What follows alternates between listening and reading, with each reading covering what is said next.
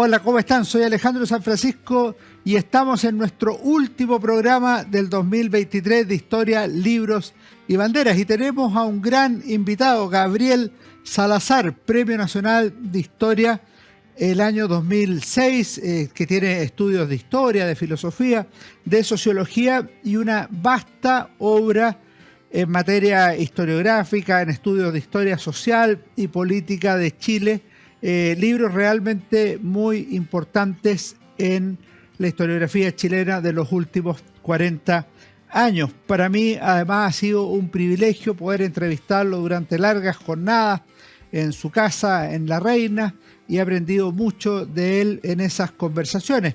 Ha sido profesor de la Universidad Católica, de la Universidad de Chile y de otras instituciones y centros de estudio. Hoy lo hemos invitado a conversar a propósito de un libro de teoría de la historia de pensamiento histórico, La historia desde abajo y desde adentro, que en esta versión es de Editorial Taurus, la última que se hizo, pero hay ediciones anteriores, por ejemplo, esta que publicó la Universidad de Chile en la colección Teoría, y que es una recopilación de artículos, ensayos y conferencias que ha dado el profesor Salazar en las últimas décadas. Primero que nada, Gabriel, muchas gracias por acompañarnos en Historia, Libros y Banderas. ¿Cómo está usted? Bueno, todavía bien, habría que decir.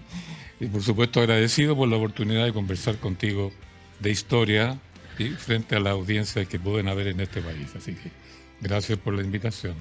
Gabriel, quería preguntarle una cosa. Yo a usted lo veo hace varios años, lo leo hace varias décadas.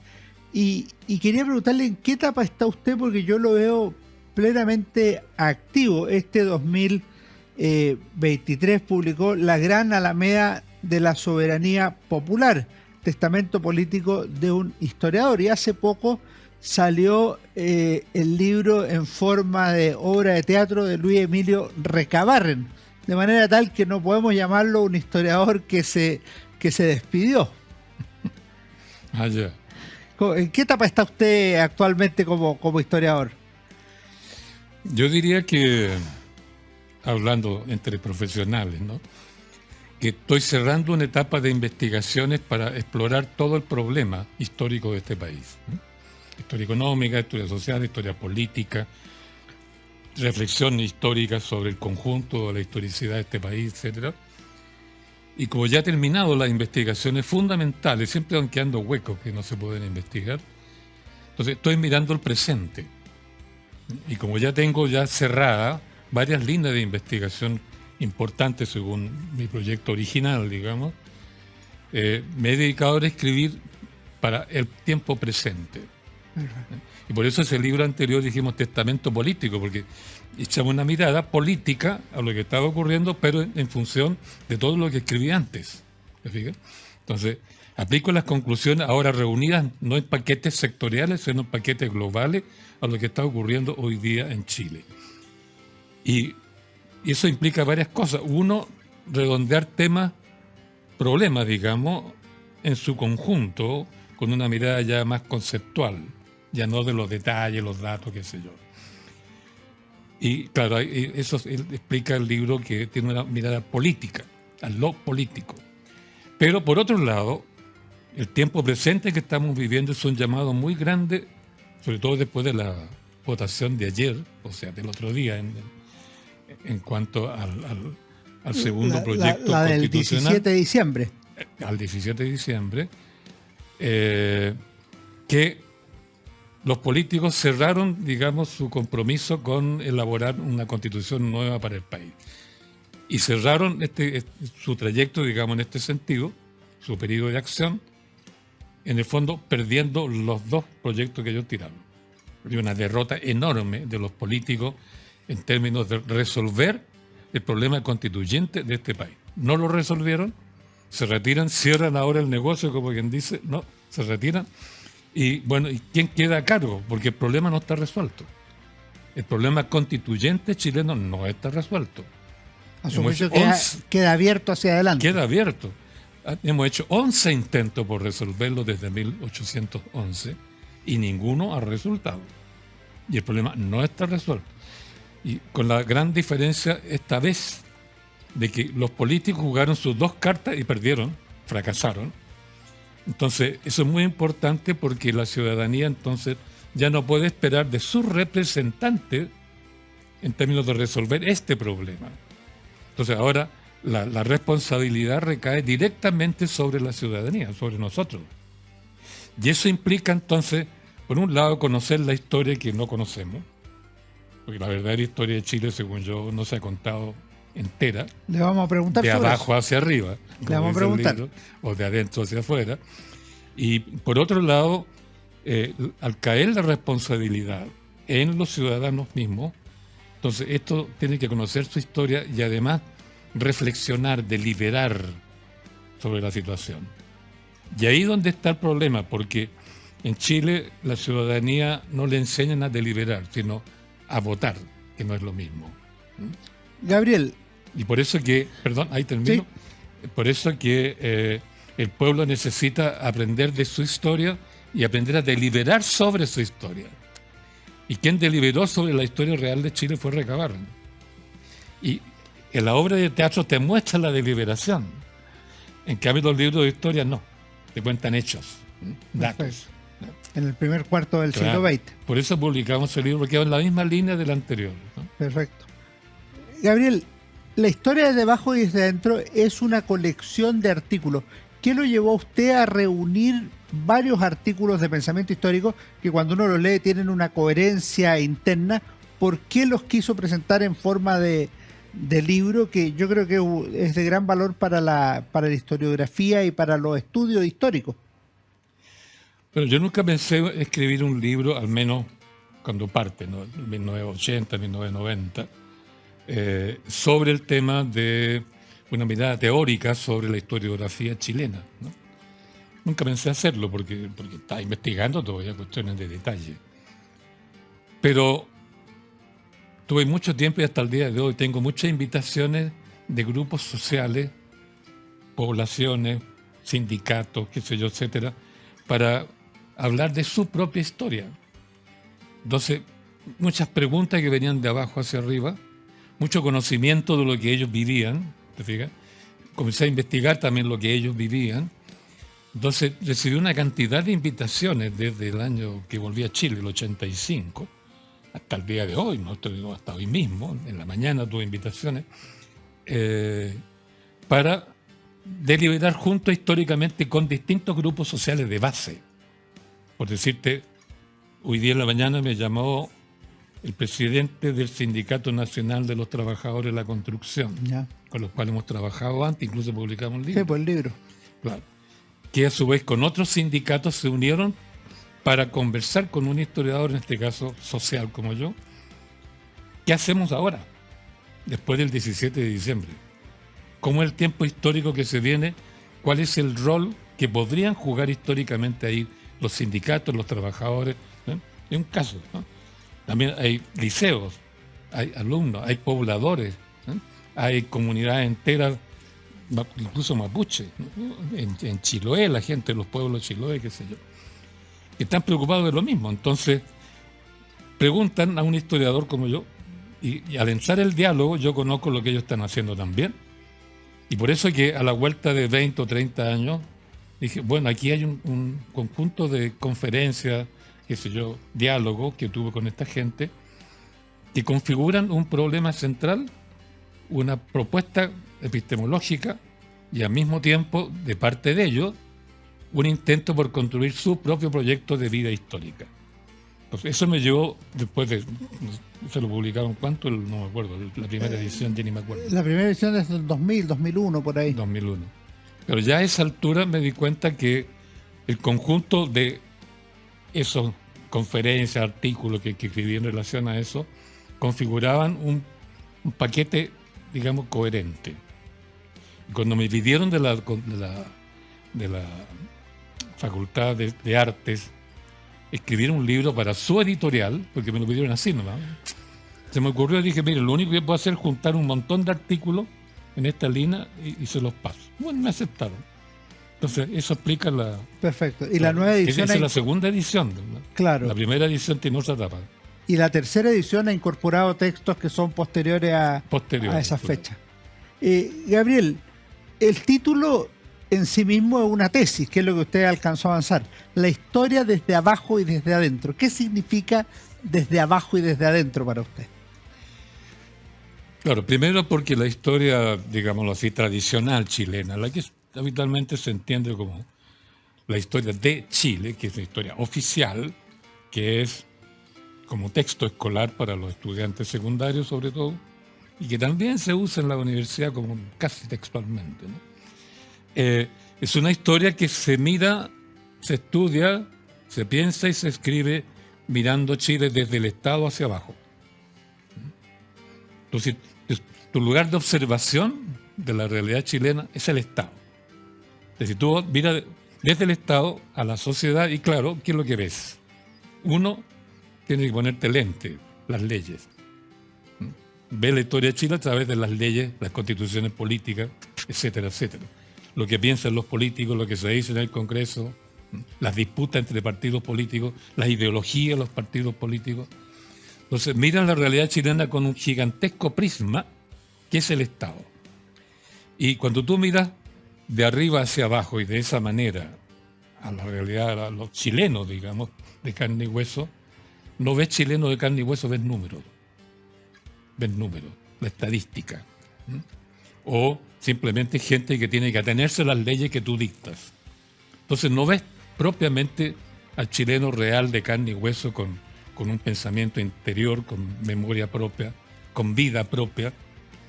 Por eso que al mirar de arriba, no ve realmente al ciudadano tal como es, como ser viviente. De ahí que la apuesta nuestra es situarnos en otro lugar de observación. Es como ir al estadio, ¿no? En lugar de estar en la tribuna Pacífico, me voy a la galería. A la galería sur o norte o a la tribuna Ande y miro desde otra perspectiva. Es un problema epistemológico que no se plantea en Chile. En la universidad casi todo el mundo mira a la realidad como quien dice con el ojo de Dios, ¿no? Lo ve como que abarca todo, entonces después publica con verdad absoluta, la ciencia verdad absoluta. Entonces obvian el problema epistemológico de que todo ser humano conoce ubicándose en un lugar para mirar. Y después que escribe, claro, los que creen que miran como Dios, escriben urbi et orbi, ¿no? Publican, el que quiera lea y entienda lo que quiera, pero yo le entrego la verdad. ¿Sí? Hagan lo que quieran con el libro, pero yo entrego la verdad y con eso soy feliz. No, porque uno al ubicarse en un lugar no es lo mismo que mirar como Dios. Y en segundo lugar, cuando tú publicas lo que has investigado, tienes que definir a quién te lo diriges. Pues no se lo dirigiera a Dios, a quién lo diriges. Entonces, ese problema epistemológico en Chile, los historiadores lo han obviado, los sociólogos lo han obviado. Todos los cientistas sociales lo han obviado, los de derecho, ¿para qué decir? Por eso que al hablar de historia social, nosotros cambiamos el punto de observación. Cambia el sujeto. En lugar del Estado hacia abajo, es desde el sujeto vivo hacia el Estado. En lugar del ojo de Foucault, ¿no es cierto? El ojo panóptico de Foucault, que es como la atalaya del guardia de una cárcel, ¿no? Que mira en círculo y de ahí controla y vigila. Acá nos situamos en los millones de ojos que están mirando ese ojo panóptico, en la mirada inversa. Entonces, eso equivale a ver la historia tradicional cabeza abajo y ver la historia tradicional cabeza arriba, de otra manera. Y complementariamente, si tú miras desde abajo, miras desde adentro. Yeah. De mi dolor, de mis recuerdos, de mi memoria, de mis cariños, de mi afecto, de mi esperanza. De ahí el título del libro. Usted no solo es crítico de la historia tradicional, también es crítico de la memoria oficial. ¿Por qué tiene ese pensamiento, esa visión? Porque la memoria oficial está calibrada y está hecha y construida para mantener las leyes que se dictaron. El derecho tiene el problema de que quiere ser perpetuo. Dicta una norma y no se prevé que vaya a periclitar, que haya que cambiarla o que es incompleta, que es perfecta. Entonces, el derecho tiende a intemporalizar la historia, tiende a ser ahistórico, ¿no? Entonces, en ese sentido, el Estado, que está construido en base al derecho, tiende también a tener una mirada de la historia, que es la historia oficial. Que en Chile está clarísimo, la historia oficial incluye a Carrera, O'Higgins, Portales, Manuel Montt, ¿no? Y desde ahí, sí, va adelante, ¿no? Y a su juicio no solo son los libros, son las estatuas también, los monumentos. Claro, porque eso para eternizar esas personas o esas normas, tú entonces levantas la estatuaria de mármol, de bronce, etcétera, etcétera, etcétera, le pones los nombres a las calles, le pones los nombres a la plaza. Entonces, toda la ciudadanía entiende que la historia queda inmortalizada en las estatuas, en los edificios, en los nombres de las calles, y eso refuerza la historia oficial. Eso es historia oficial. Porque los textos de los niños, sobre todo los más antiguos, más que los presentes, te cuentan la historia así con una simplicidad, pero es la historia del Estado, ¿no? Yo me acuerdo cuando estaba en primaria tenía que aprenderme todos los presidentes del siglo XIX, ¿no? De tal fecha, tal fecha, tal fecha, qué sé yo. Obra de los presidentes típicos. En cambio, si tú miras desde abajo, ninguna ley es eterna. No puede, porque depende qué daño o qué beneficio te produce a ti. En consecuencia, la historia oficial tiende a estar muy amarrada al derecho y es rígida. Y tiende a repetirse. Y actúa como una especie de dogma también. En los hechos, si que es estatuaria, se convierte en dogma. Por eso que incluso cuando hay cambios muy profundos en la sociedad, viene el derrumbe de las estatuas, ¿no? Que en Chile no se ha producido. Claro. La reacción iconoclasta. Claro, se produjo en Irak, ¿no es cierto? Con Hussein, se produjo en la Unión Soviética en ciertas etapas y en otros países, pero en Chile no. Yeah. Cuando ahora se rayó la estatua de Baquedano, que no era para rayarlo, porque es inocuo, ¿no? Desde el punto de vista de lo que baja y lo que sube en pensamiento, fue un escándalo. Y aún este gobierno, o los gobiernos siempre van a tratar de reponer la estatua de Baquedano de su lugar, porque a ese nivel llega la rigidez de la historia oficial. Perfecto. Gabriel, vamos a hacer un pequeño alto y volvemos en unos segundos más. La historia desde abajo y desde adentro con el profesor Gabriel Salazar. La Universidad San Sebastián presenta los tomos 7, 8 y 9 de la colección Historia de Chile 1960-2010. Es una obra que nos ayudará a conocer y a comprender las últimas 5 décadas del Bicentenario de Chile. Lo puedes encontrar en las mejores librerías del país y en buscalibre.cl. Historia de Chile 1960-2010. El Global Dow Jones Sustainability Index ha reconocido a CMPC como la empresa forestal y papelera más sostenible del mundo del 2023. Esto es gracias a metas ambientales concretas, a múltiples iniciativas con las comunidades y al compromiso de más de 24.000 personas en 12 países que son partes del equipo de CMPC. CMPC, vive lo natural. En CMPC llevamos un largo camino fortaleciendo nuestro trabajo, lo que nos ha permitido desarrollar distintas iniciativas junto a comunidades, por ejemplo, con la recuperación de un árbol extinto o el restablecimiento de agua potable en zonas rurales, la conexión del turismo y cultura a través de una sola ruta, o también el desarrollo de envases reciclables y amigables con el medio ambiente. Son esos y otros desafíos los que hoy nos permiten creer en el valor de las soluciones inspiradas en la naturaleza. CMPC, creando valor natural. Conoce más en cmpc.com. Volvemos en Historia, Libros y Banderas. Estamos conversando con Gabriel Salazar en nuestro último programa de este 2024, 2023, perdón, ya me estoy adelantando. Eso viene la próxima semana, que ha sido un gran año por lo demás. Gracias, Gabriel, por acompañarnos. Le quería preguntar sobre un artículo que está acá, que es particularmente interesante, porque usted venía volviendo a Chile y organizaron con otros historiadores un gran encuentro del que usted, según cuenta, tomó una especie de actas no oficiales y se reproduce acá una muy buena discusión intelectual de carácter historiográfico. Cuéntenos de ese encuentro que repasa la historiografía chilena 1955-1985, historiografía conservadora, marxista, económica y otras. Bueno, eso tuvo que ver con el hecho de que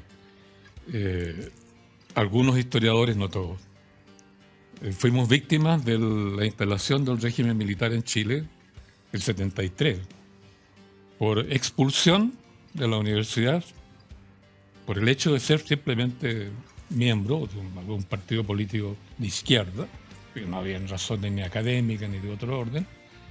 Incluso a mí me echaron diciendo: usted no hacía proselitismo en la universidad, pero usted trabajaba en una población tanto, entonces peligroso, y ¡pum!, para afuera. Bueno, eso significó que pasamos, bueno, por Villa Grimaldi, la tortura, tuvimos el exilio, todas las consecuencias de eso, pero mirado desde dentro y desde abajo. Si ocurrió eso con nosotros, en el caso mío también, había que pensar mucho, porque fue una derrota terrible para nosotros, fue tal vez excesivamente terrible, ¿no? Y había que pensarlo, porque uno no podía, como decirte, después de todo eso, seguir pensando lo mismo que antes, ¿no? Y en mi caso yo siempre fui crítico. Yo entré al movimiento de izquierda revolucionaria, pero ya al año estaba criticando la lógica que estaban aplicando como política. Fui siempre crítico de eso. Porque otros no, otros seguían ideológicamente, doctrinariamente, dogmáticamente lo que la ideología decía, el partido decía, o fulano, digamos, Lenin, Trotsky, decía. Pero había una fe más bien. Entonces, pero era obvio, sobre todo en el campamento Tres Álamos, que tú tenías que reflexionar sobre lo que estaba pasando. Uno, claro, sufrían el castigo, qué sé yo, les dolía, lloraban y qué sé yo, etcétera. Lo habían pasado muy mal. Otros insistían en mantener la fe, tal cual, y hacían desfiles dentro de Tres Álamos, como si fuera la Plaza Italia, ¿no? Partían grupos de 4 esquinas para juntarse al centro, levantaban ahí una mesita, lo que fuera, y ahí hablaban, ¿no? Reproduciendo la misma vieja política sin cambio. Pero en grupos, claro, pensamos, esto hay que pensarlo, hay que reflexionarlo, hay que deliberarlo. Esto no es una cuestión simple.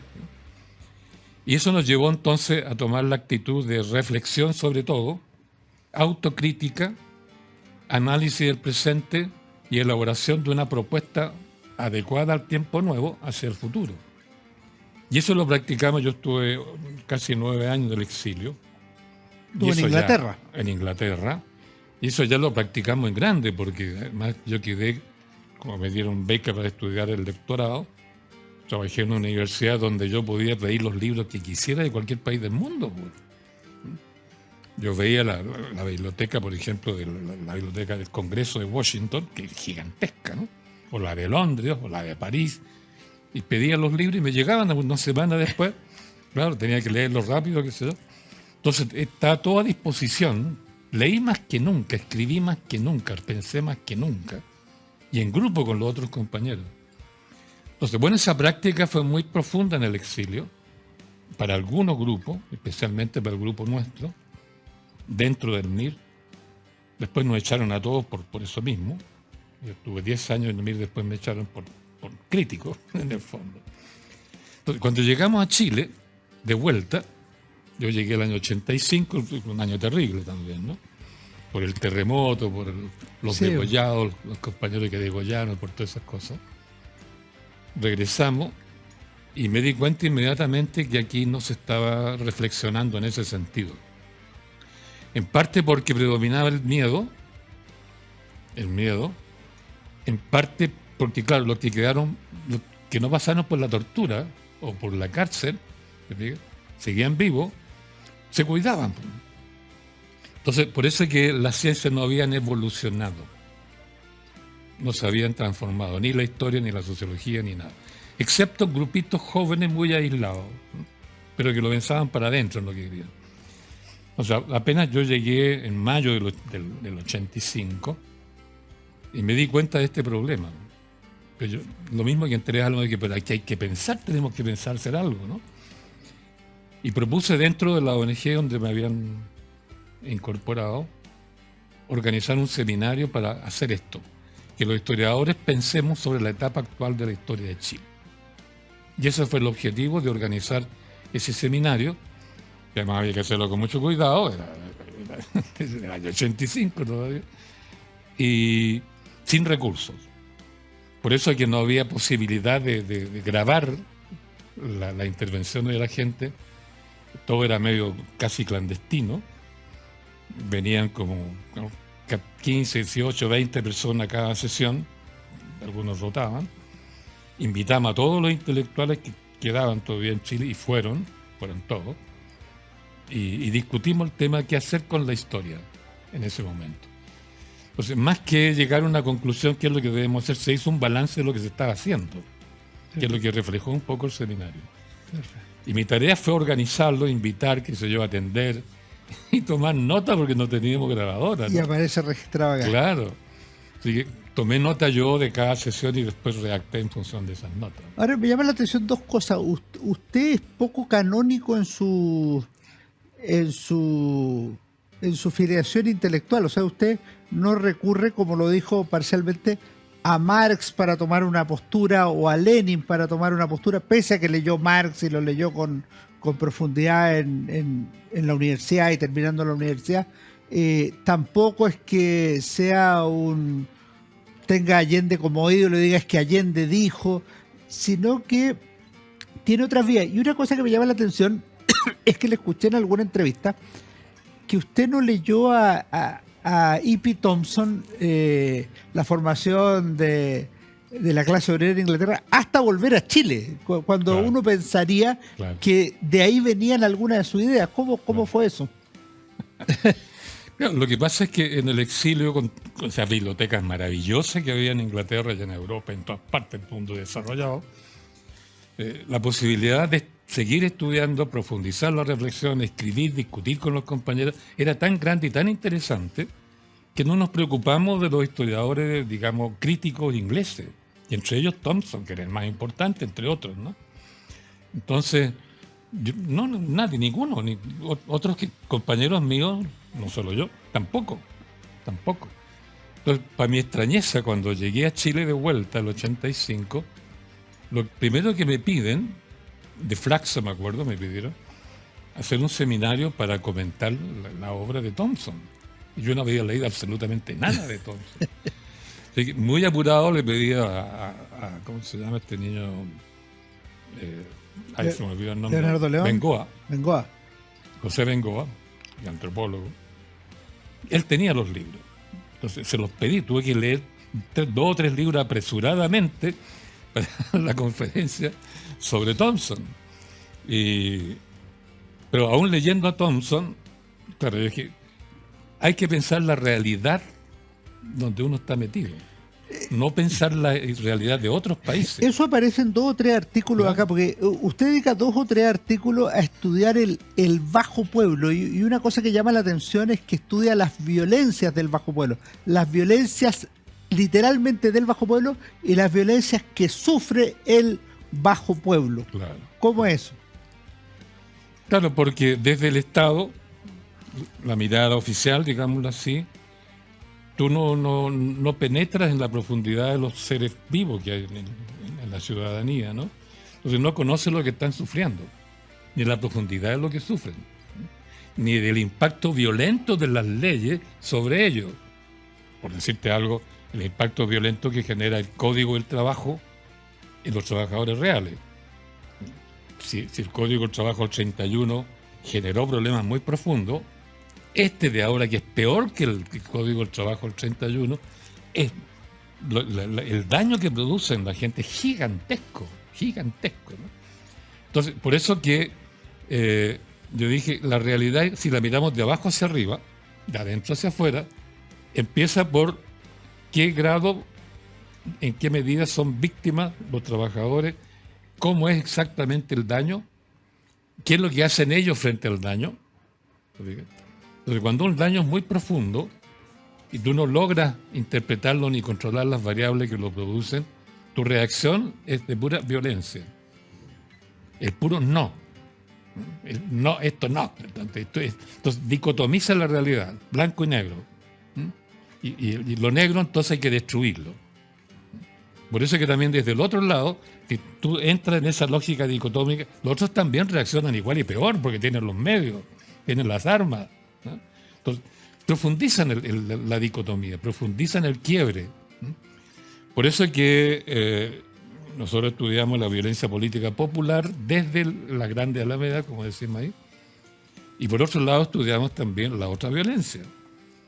Y porque el impacto real de eso se lee siempre no se lee, pero es más profundo humanamente en la clase popular, en el ciudadano común y corriente, que en el sistema. El sistema no tiene alma, no sufre, solo se defiende.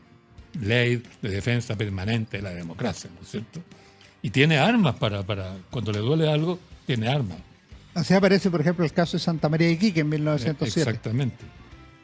Entonces, por eso es un tema muy interesante que cuesta mucho tratarlo por completo. Yo no lo he hecho porque es mucho trabajo estudiar las dos violencias, ¿sí?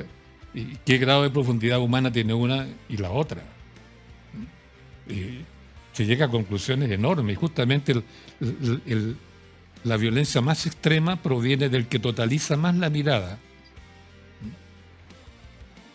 Porque mientras más totaliza la mirada, llega más problema blanco-negro, bien y mal.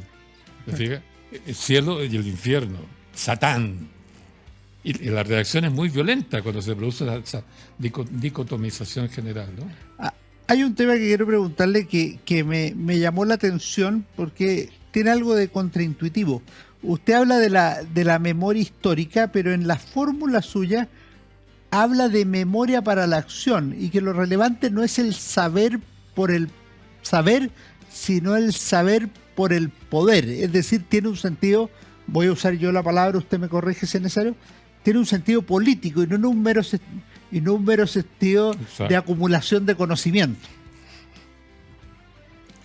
Bueno, yo creo que es un fenómeno muy importante que habría que estudiarlo bien a fondo, el tema de la memoria social, ¿no? La memoria social, porque la memoria oficial tiende a mirar hacia atrás y a heroificar el pasado, ¿te fijas? Explica su origen, ¿te fijas? El sistema explica su origen y lo santifica su origen, entonces lo convierte en memoria pública. Por eso la importancia de Pedro Valdivia, de O'Higgins, qué sé yo, etcétera, etcétera, etcétera. Y de la patria, para la patria, concepto universal, la nación, concepto universal, que todas las constituciones definen igual. La nación es una e indivisible. ¿Sí? Es un concepto metafísico, es una idea platónica. ¿Sí? Entonces, por eso que se rigidizan y se universalizan y se endiosan poco menos. Bueno, ¿qué es lo que ocurre? Que el pasado entonces tiende a constituirse como un centro de gravedad hacia sí mismo. El pasado tiene fuerzas centrípetas que, ¿no?, lo constituyen como un bloque cerrado. Y la memoria humana tiende a hacer eso a veces con el dolor. Te pongo como ejemplo todos los compañeros que se quedaron en el exilio y que ahora son inmigrantes, se han quedado viviendo en Suecia, qué sé yo, etcétera. Yo mantengo contacto con ellos. Y para ellos, ser chileno en Suecia, al día de hoy, es ser chileno en función que recuerdas la tortura, la prisión, la pérdida, Pinochet. Entonces, ellos quedan con un pasado rígido y mirando ellos hacia ese pasado. Entonces, no entienden mucho y les cuesta mucho entender lo que está pasando hoy en Chile. Entonces, eso me permitió ver que hay una memoria que se encariña con el pasado. Recordar es pasar 2 veces por el corazón, ¿no? Con un sentimiento profundo. Y tu memoria, eso no te sirve como un insumo, como un dato para planificar qué vas a hacer ahora, ¿no?, a la historia presente y futura. Para mí la memoria objetiva, la memoria de los historiadores positivistas, mira hacia atrás, se quedan con el dato y ahí queda. Pero la verdadera historicidad del sujeto viviente es el presente. utiliza la memoria para definir los problemas del presente y construir su futuro. Y eso es bien importante, por eso es que yo hablo de la memoria para la acción. Tú usas la memoria para hacer una acción positiva, constructiva, que afirme tu identidad, tu proyecto, tu vocación, lo que fuera, ¿no? Por eso que la historia tradicional objetivista, que va a los orígenes de, a las causas de, no te enriquece tu capacidad política para el presente. Por eso la memoria oficial no sirve para el pueblo si quiere luchar por su futuro. Se requiere trabajar la memoria en función de cómo tú construyes el presente y el futuro, utilizando la memoria como datos para tener esa proyección. Entonces, eso te lleva al concepto de historicidad, no pasado, no pretérito. Vamos a volver sobre eso, Gabriel. Vamos a hacer un pequeño alto y en nuestro segundo bloque y volvemos de inmediato a seguir conversando en Historia Libre y Bandera con Gabriel Salazar, la historia desde abajo y desde adentro. La Universidad San Sebastián presenta los tomos 7, 8 y 9 de la colección Historia de Chile 1960-2010. Es una obra que nos ayudará a conocer y a comprender las últimas 5 décadas del Bicentenario de Chile. Lo puedes encontrar en las mejores librerías del país y en buscalibre.cl. Historia de Chile 1960-2010. El Global Dow Jones Sustainability Index ha reconocido a CMPC como la empresa forestal y papelera más sostenible del mundo del 2023. Esto es gracias a metas ambientales concretas, a múltiples iniciativas con las comunidades y al compromiso de más de 24.000 personas en 12 países que son partes del equipo de CMPC. CMPC, vive lo natural. En CMPC llevamos un largo camino fortaleciendo nuestro trabajo, lo que nos ha permitido desarrollar distintas iniciativas junto a comunidades, por ejemplo, con la recuperación de un árbol extinto o el restablecimiento de agua potable en zonas rurales, la conexión del turismo y cultura a través de una sola ruta, o también el desarrollo de envases reciclables y amigables con el medio ambiente. Son esos y otros desafíos los que hoy nos permiten creer en el valor de las soluciones inspiradas en la naturaleza. CMPC, creando valor natural. Conoce más en cmpc.com.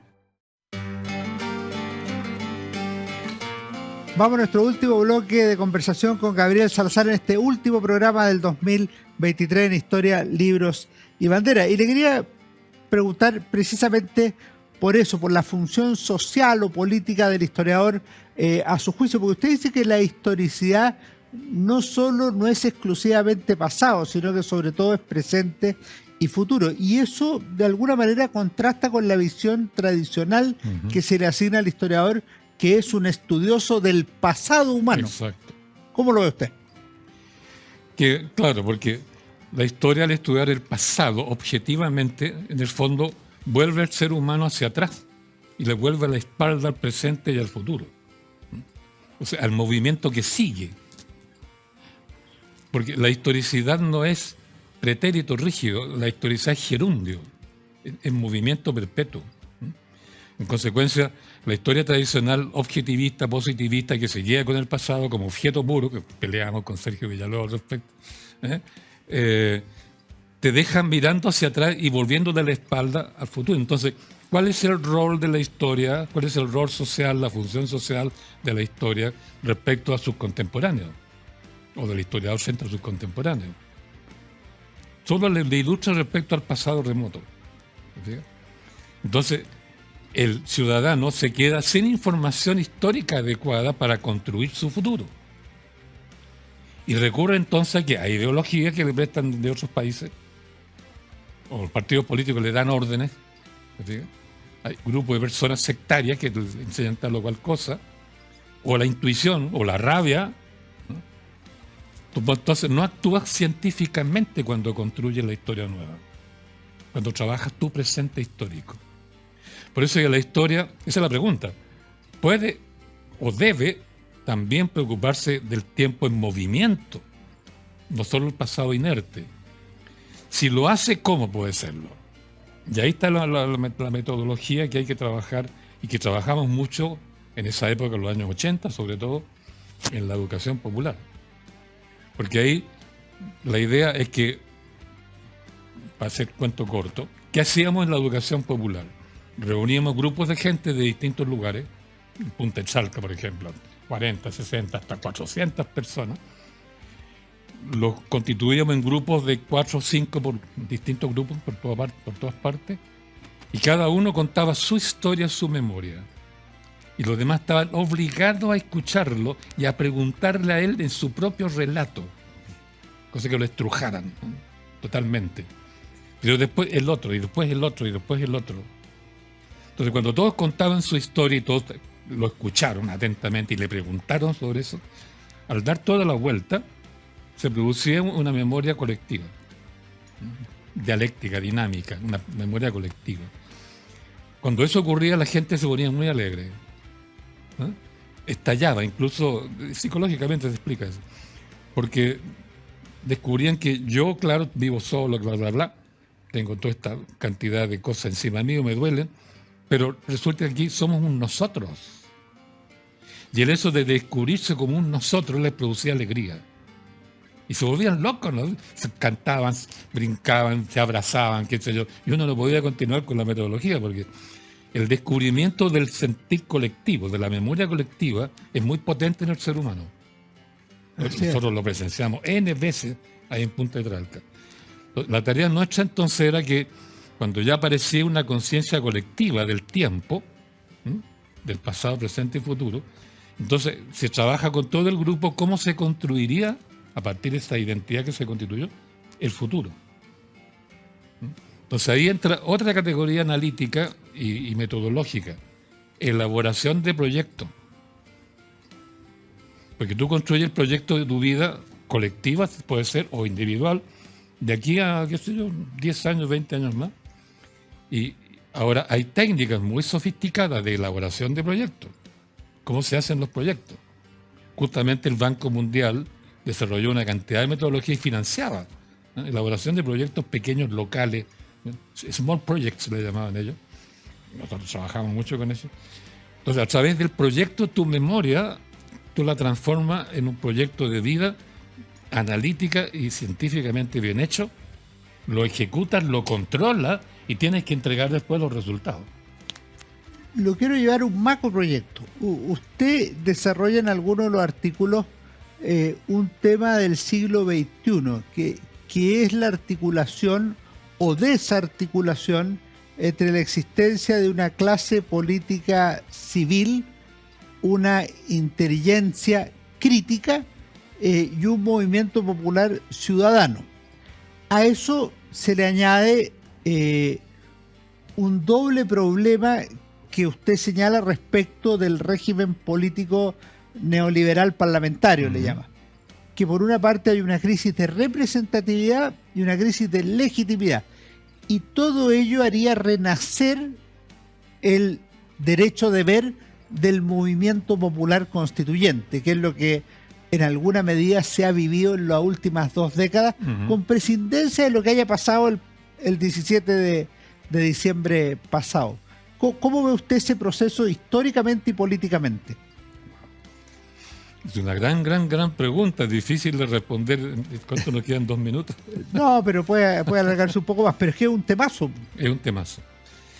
Bueno, hay muchas cosas en eso, ¿no? Porque de momento que descubre que tu memoria te sirve para construir futuro y la utilizas pragmáticamente para eso, y si además no estás tú solo, sino que están en un grupo haciendo lo mismo, entonces logras tener una memoria colectiva que con mayor razón quieren construir futuro a partir de esa memoria.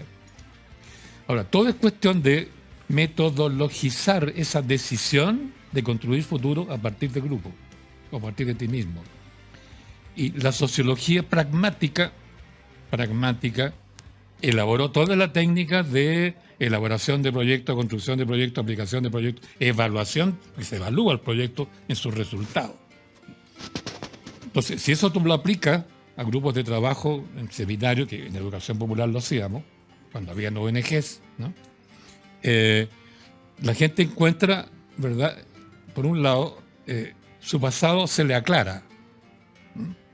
Y por otro lado, ve que puede construir su futuro, que no está sola, puedo hacerlo con otro, que tienen metodología, que tienen ciencias a su favor.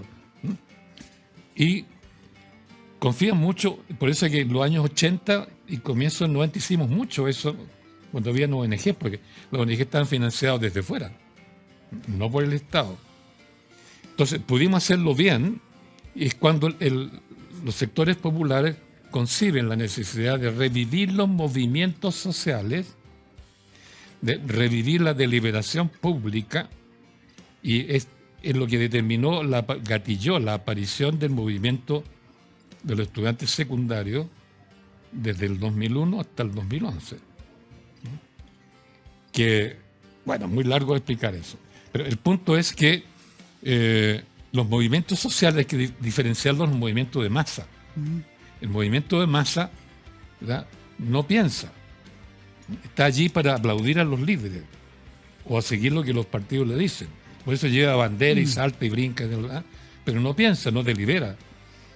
No es una asamblea. Masa en la calle no es una asamblea. Es un movimiento de masa.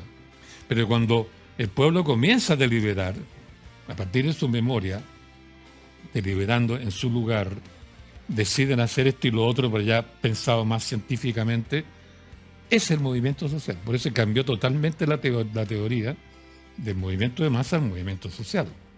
Entonces en Chile aparecen movimientos sociales justo por 2000, 2001 en adelante. Los primeros fueron movimientos secundarios. Es muy interesante por qué los secundarios son los primeros que aparecen. Muy largo, no tenemos tiempo de explicarlo.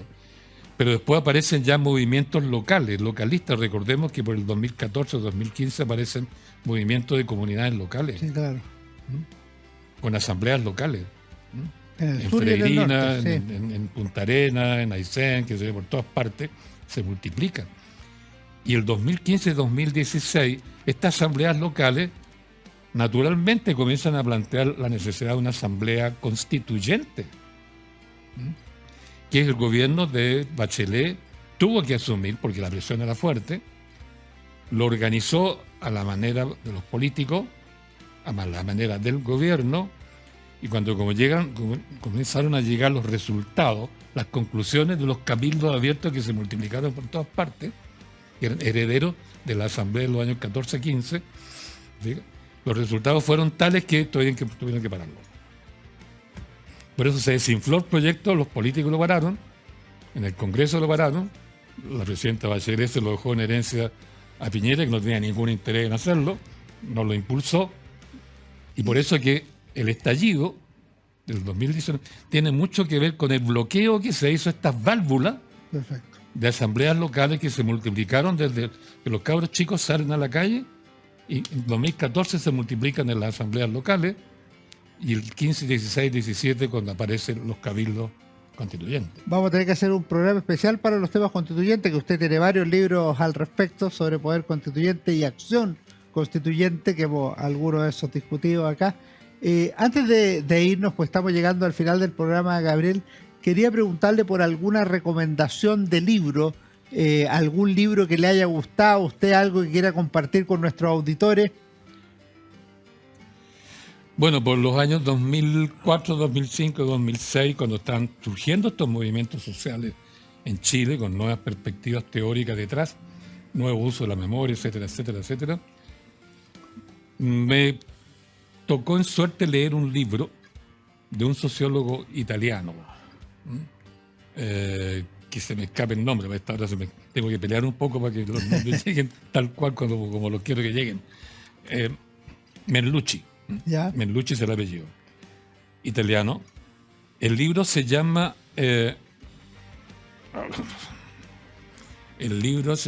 Los nómades urbanos. Los nómades urbanos. O los nómades modernos.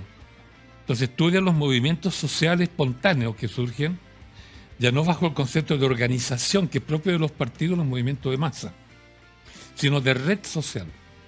El concepto de red social es muy distinto a la organización leninista. Entonces hay un quiebre enorme ahí. Las redes sociales son propias del siglo XXI. Y es la asociación espontánea de la gente, joven especialmente, y generan pues, movimientos tan profundos como los movimientos estudiantiles del 2001 al 2011 en Chile. Ese libro, se llama Nómadas del Presente, perdón. Nómadas of the Present, está en inglés el libro que yo leí. Bueno, descubrí a Melucci, Alberto Melucci, y para mí yo estaba, digamos, tanteando el camino a partir de la memoria viva, de la oralidad, de la educación popular, en la parte teórica, donde está elaborando cosas personalmente, y descubro a Melucci que me aclara el panorama inmediatamente, y veo que en Europa es lo mismo. En Italia, por lo menos, es lo mismo. Entonces, se le seguí toda la pista a Melucci y descubrí que no estaba traducido a los otros idiomas. Ya. Solo el libro, que estaba en inglés, Nomads of the Present, yo leo mucho en inglés, por eso lo descubrí, y fui descubriendo una cantidad de libros y el espectro se me amplió enormemente. Voy a dejarlo anotado porque no lo conocías. Claro. Fíjate que él trabaja la idea de red social, Ya. que no es equivalente a la organización, y que es la manera de actuar de los movimientos sociales independientemente de los partidos políticos. Mientras más se desarrollan las redes sociales, que son culturales, que son sociales, qué sé yo, no es solo política, ni es jerárquica, es horizontal. Pero tiene una dinámica muy potente porque es de coincidencia de memoria, sentimientos y proyectos de la gente, sobre todo los jóvenes. Ahí hay un libro entonces para nuestros auditores y para mí también porque no lo conocía. Gabriel, no me queda sino agradecerle que haya venido a Historia, Libros y Banderas por segunda vez y esperamos tenerlo por tercera vez el próximo año. Muchas gracias y espero que siga conservando la cabeza y la salud mucho tiempo. Bueno, y gracias también por la invitación y una felicitación por poder mantener este programa para historiadores que piensan. Muchas gracias, don Gabriel. Ustedes no se vayan porque viene mi recomendación de libro en unos segundos. Hola, ¿cómo están? Soy Alejandro San Francisco y esta semana en Historia, Libros y Banderas nuestra recomendación de lectura es Balance historiográfico chileno, el orden del discurso y el giro crítico actual. La obra fue editada por Luis Demussy y participan varios historiadores, entre ellos el propio Demussy con el orden del discurso y el giro crítico actual, Alfredo Jocelyn Holt, balance historiográfico y una primera aproximación al canon. Cristian Gamburi aborda la historiografía chilena entre 1842 y 1970. El profesor Gabriel Salazar habla de la historiografía chilena en el siglo XXI, transformación, responsabilidad y proyección. Y finalmente hay un texto en la historiografía, se pregunta Miguel Valderrama. Esta obra, editada por la Universidad Finisterre, es parte de una gran colección de textos que tratan del pensamiento histórico, del conocimiento del pasado, del presente, y me parece que vale la pena tanto para conocer la historiografía chilena como para pensar en la disciplina histórica. Balance historiográfico chileno de Luis Demussy. Nos vemos en nuestro próximo programa. Que estén muy bien.